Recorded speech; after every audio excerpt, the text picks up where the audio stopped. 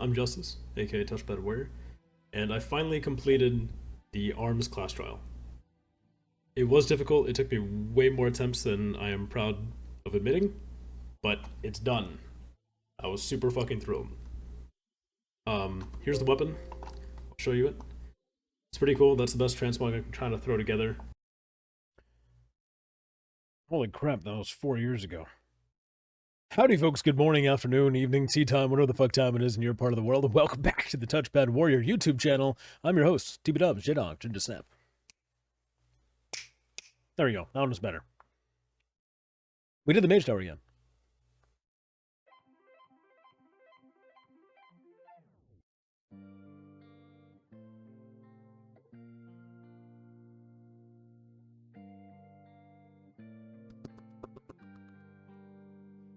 Knocked it out! Woo! So, 915, one of the most highlighted things that people were looking forward to was the Mage Tower being reintroduced for Legion Timewalking. So, on its release, when Legion Timewalking came out, which was yesterday, we went ahead and bashed our head into it for about 4.5+ hours. And I could have shaved off about 3 of those hours if I did just one little thing. So I'm just going to show that segment right after we killed it. You guys want to hear how stupid I am? Would anybody like to hear I could have saved myself 3 hours of fucking time? Because I got a tip for you, a really solid fat tip. It's gonna make yourselves hopefully save some time and not me. I suffer so you can save your time.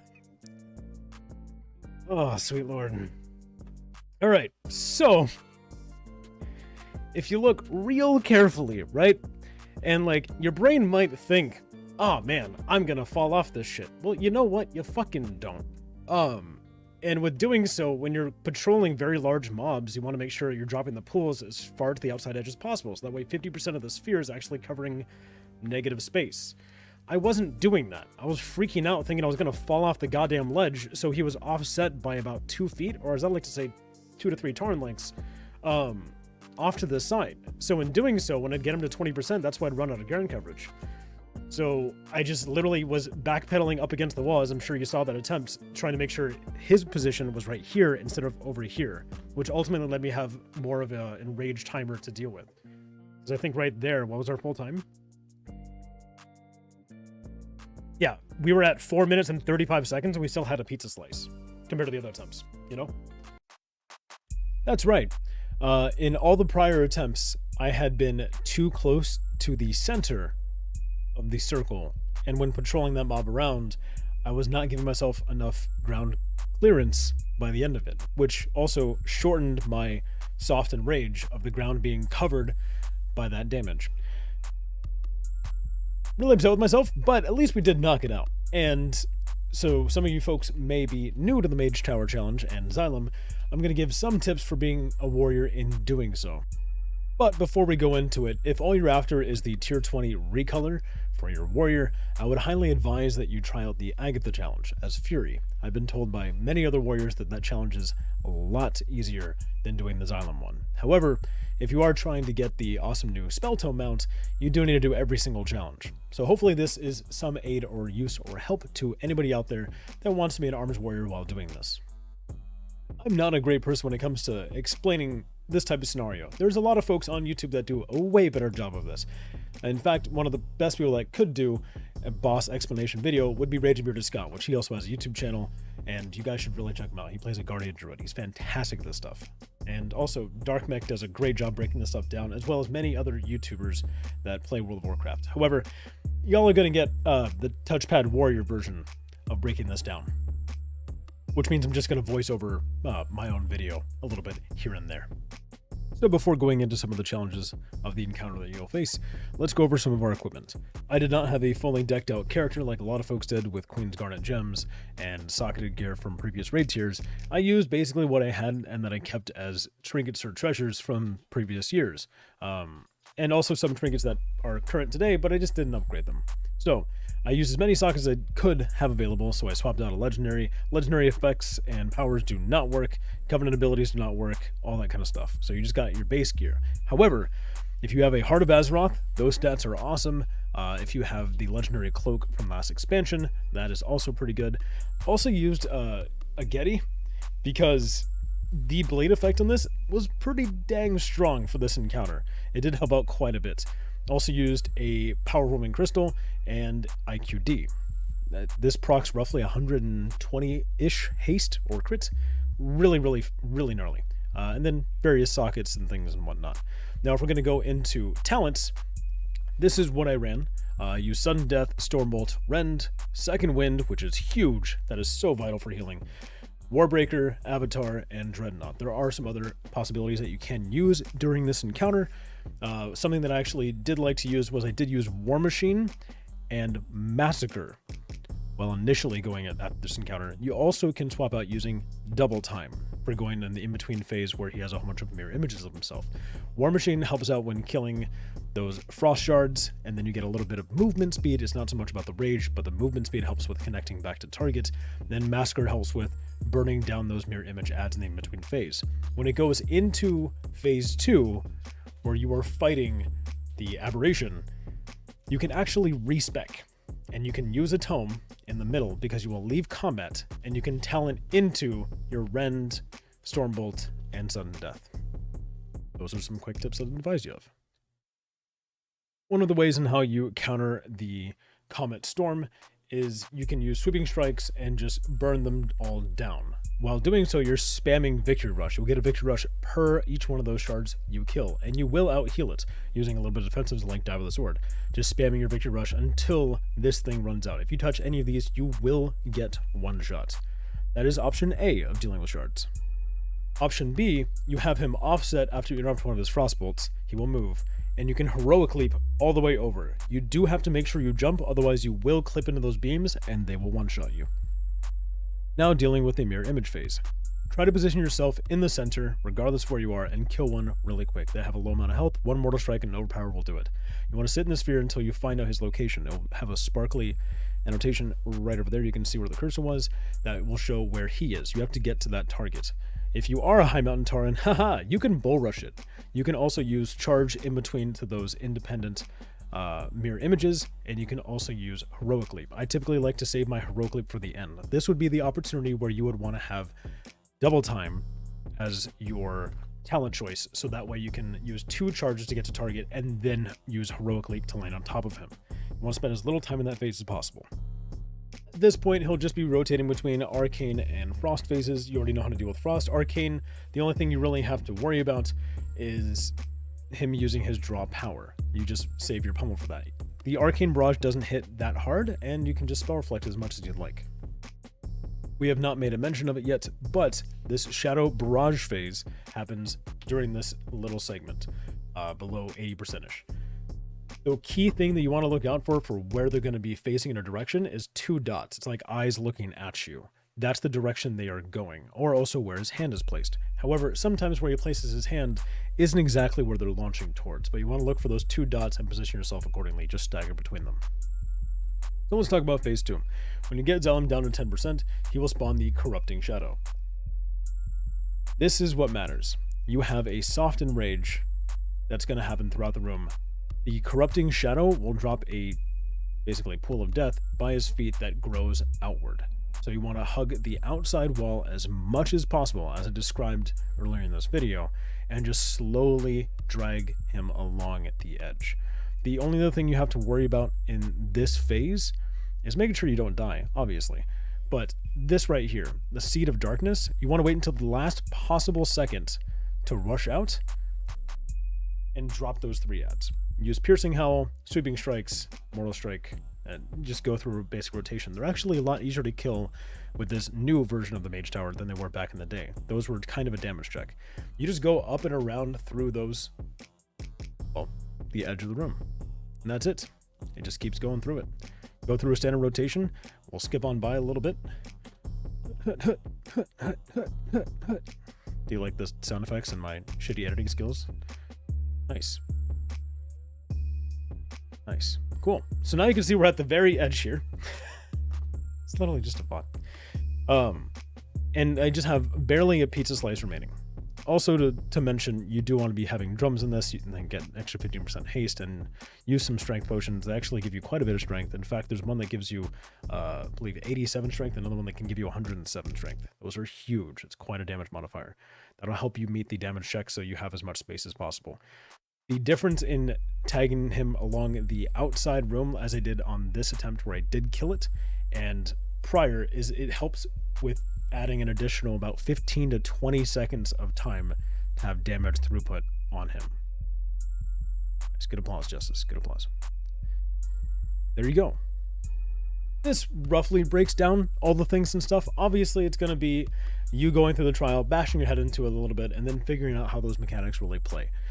I don't find this as difficult as it was the first time going through it, but for a lot of you folks, it might be the first time you are going through it. And if there's something I didn't explain well enough, by all means, please feel free to put it in the comments below, or hit me up on the Twitch stream. I'll be there, and you can ask things right there in the moment, because we go live actually in, I think, like 20 minutes as I look at my invisible watch. You can come ask questions there. I'm more than willing to answer them for you. Thank you all for watching. I really appreciate it. We'll, for the remainder of this video, just have the complete raw footage of that kill. I wish you all have a good morning, afternoon, evening, tea time, whatever the fuck time it is in your part of the world. And I'll see you later. Peace. That's empty. Let's try well. Potion, potion, potion. Potion. Nope. That's 105 fucking strength, dude. Alright. Using that for sure. Everything else well fed. Prepper weapon, augment rune, and flask. We are good to go. Shovel. Okay, we'll do it after this done. Leave out of it? Yes, you can leave out of it, but heroically does have a 45-second CD, so you're trying to save it for better ocean moments. I stagger it. That's not part of the encounter where I'm struggling at the moment. Plus twice on Agatha with my shaman? Oh god.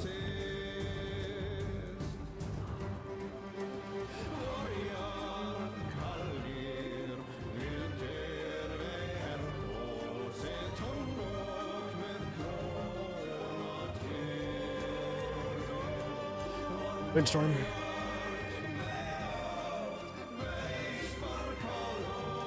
So see, the only complication I really had that was right there prior was spending CDs off the go. Because I'm just trying to burn some damage in. The complication was that I couldn't charge. Because it was less than 20 seconds into combat. And so I tried to freak out and I used Bull Rush, and then by that point I was just staying too long. You also want to offset, so that way you can clearly heroic leap over that. Otherwise, you try to heroic leap over the center, you will die. That beam will kill you.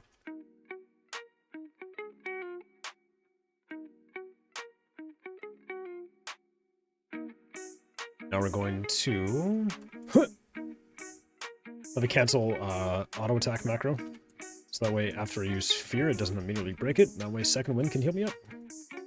The more you know, which is power.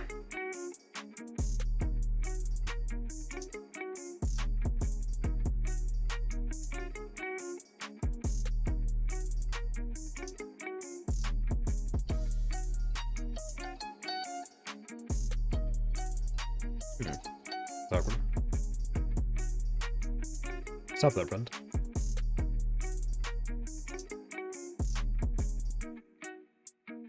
Where you at? Right side. Right, cool.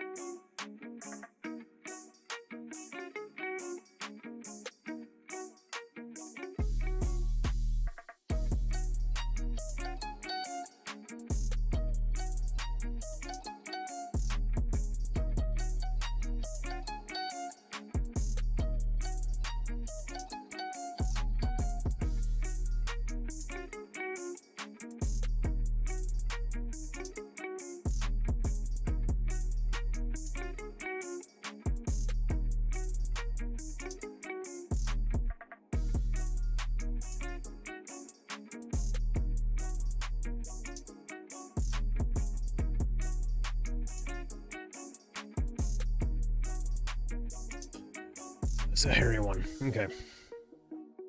Go for this guy over here.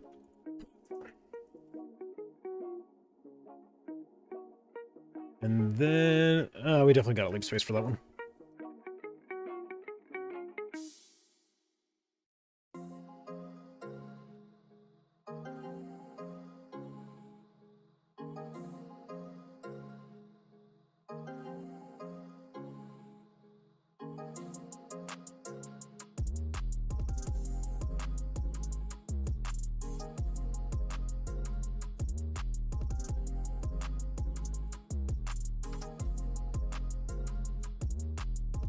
That's awkward.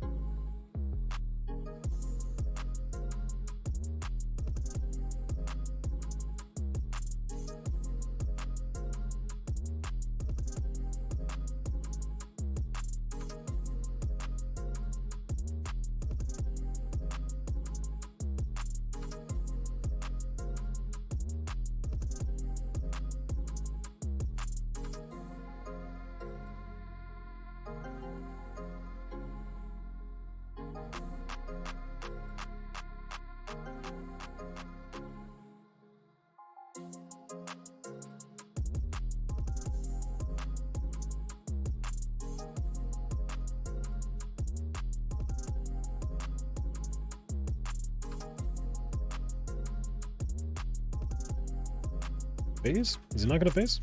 Alright. Up there. Hello. Baby dear. Gotta intensely focus.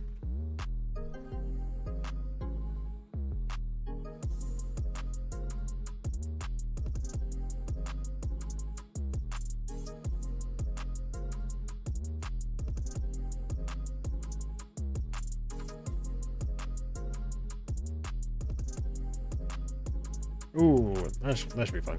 That should be fun. That should be fun. In fact, you know what? Get your spell power. I don't care. Okay. Let's test out the theory. Let's see if we can make it happen. Everything is off CD. We're going to be totally kosher. Please go to your right portal location, good sir. I respect that. Please. Cool. Thank you. All right. We're testing out something a little bit different this time. Not a whole lot different, but a little bit.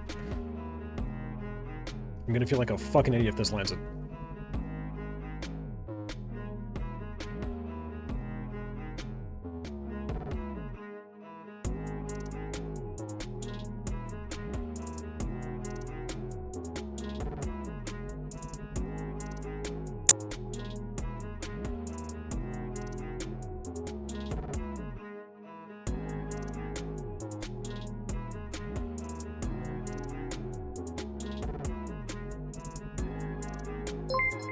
Druff, thank you, buddy. Appreciate it. Gotta focus up real quick.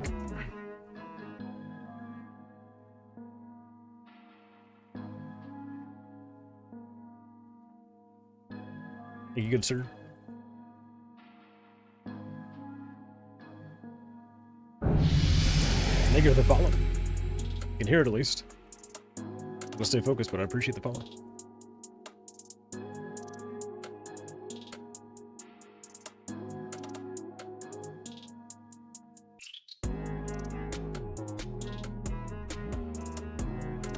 Enough time.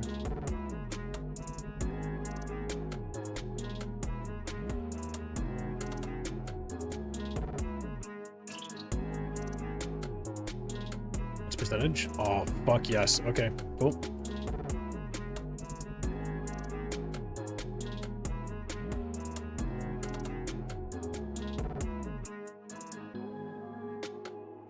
Just gonna manually run.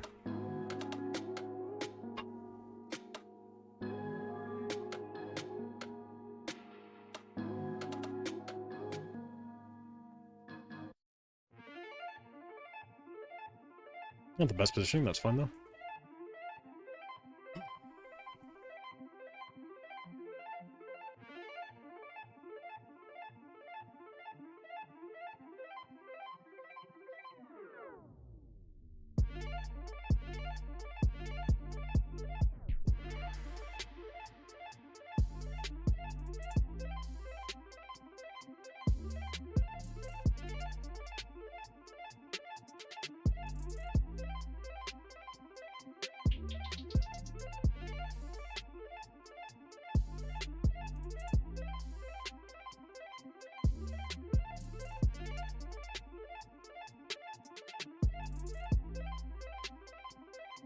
Oh, that's awkward.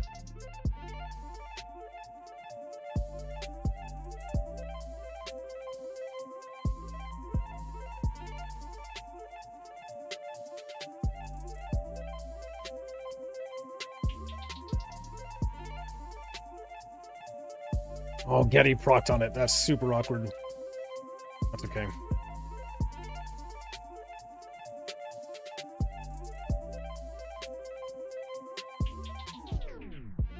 Some cooldowns coming up soon. So we'll have a lot of map to deal with.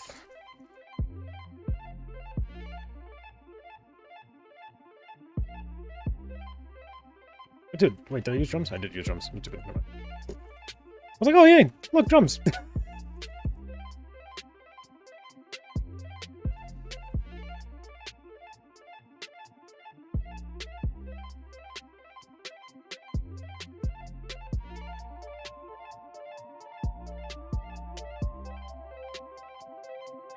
This is working out really nice.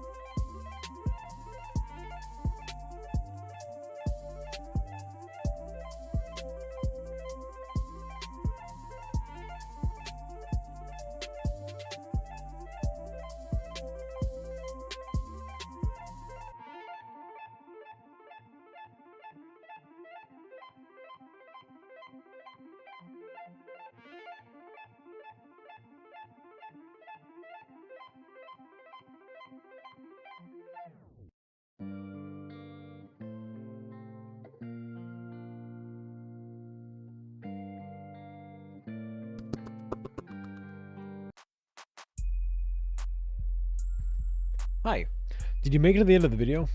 That's honestly kind of impressive. I'm in different garb now because I shot the first part of this video before my stream. So I got home roughly around 7:30, stream starts at 9, and then, 30 minutes prep. So I try to record that all in an hour, roughly, give or take. Anywho, we're just going to randomly talk because this is the end of the video, and I really don't expect a lot of folks to make it here. So, hi, you're part of the elite. Welcome. I'm in my post-stream garb because this was the garb that I was in during stream. It's Dickmas. There's paper dicks on my tree in the background for donations. So, thank you all for watching this. I really do appreciate it. If you did happen to make it to the end, you're a fucking legend, and you have no idea how much that means to me. I really hope something in this video was helpful to somebody. We're not at the point on YouTube where we make revenue off this. This isn't like a quick grab like, oh hey, nice dollars, we're trying to be a full-time content creator. We really are, but this isn't that point. The point of this video is to hopefully help somebody out there with trying to annihilate this challenge, make it happen. I know this mage tower is really tough, it's really difficult, and I hope in my sense and whatever I have available that I can help somebody out there. And if it did, I hope you come back to the YouTube channel and comment that it did help you, because that's what I'm about. That's what I'm here for. So thank you for watching.